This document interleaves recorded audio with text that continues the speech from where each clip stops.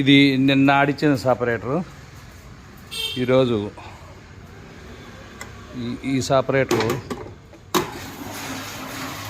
ఇది ఈరోజు వచ్చే తలక తారీఖు 4 3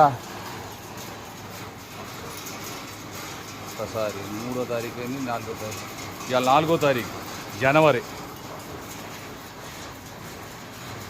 4. ఇది వచ్చేదాకా సపరేటరు ఈ బేరింగ్లు పోతేనే బేరింగ్ మార్చుకోవాలి, లేకపోతే దీంట్లో రిపేర్ అనేది లేదు. ఎవరైనా బయట మెకానిక్ అవసరం లేదు, మనం సొంతగా రిపేర్ చేసుకోవచ్చు. పెద్ద మిల్లు వాళ్ళని తెచ్చుకొని చూపించుకున్నా కానీ వాళ్ళు తీసుకోవచ్చు అనాలి. ఈ రబ్బర్ పోతే రబ్బర్ వేసుకోవచ్చు, మనమే సొంతగా వేసుకోవచ్చు. బౌండరీ వర్క్ కూడా ఏముండదు. ఇది గంటకి 3 బస్తాలు ఆడిది చైనా రబ్బర్ షెల్లర్ వేస్తే. కొన్ని చోట్ల 4 లక్షలు అట్లా తీసుకుంటున్నారు. సపరేటర్ తీసుకున్నా కానీ ఇది ₹1,00,000. దానికి సెట్టింగ్ చేసుకుంటే మొత్తం 2 లక్షల్లో రబ్బర్ షెల్లరు సపరేటర్ వచ్చింది. ముడి బియ్యానికి పాలిషర్ కొనుక్కుంటే ఒక చిన్న కుటుంబం ఒక ఊరిని మిల్లింగ్ చేయొచ్చు. ఒక ఊళ్ళో ఒడ్లు పండిని ఆ ఊళ్ళో జనాభాకు సరిపోను అందిగలుగుతారు. గంటకు 3 బస్తాలు ఆడిద్ది. రోజుకు 10 బస్తాలు అయితే ₹3,000 ఆదాయం ఉంటుంది. 76 కిలోలకి 55 కిలోలు రైతుకి ఇస్తాము. మనకి 4 కిలోలు 5 కిలోలు బియ్యం మిగులుతాయి. మళ్ళీ బస్తాకి 200.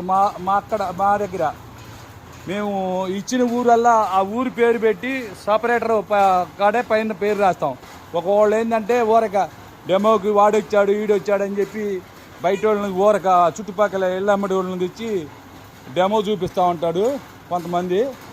అట్లా కాకుండా మేము రైతుని కూడా చూపియం. ఆ ఊరి పేరు పెట్టామంటే ఆ ఊరిలోకి పోయి నువ్వు ఎక్కడుంది మిల్లు అనేది ఆ యూట్యూబ్లోనే ఆ పైన మిల్లు పేరు కూడా రాస్తాం, ఆ ఊరి పేరు రాస్తాం. డైరెక్ట్ పోయినా కానీ చూపిస్తారు. కొంతమంది వాళ్ళ పక్కన చుట్టూతూ ఉంటాయి. మాది ఇప్పుడు తణుకులో ఇదే సేమ్ సపరేటర్ ఉంది, రబ్బర్ షెల్లర్ పైన ఉంది, వేరే వాళ్ళు ఇచ్చారు.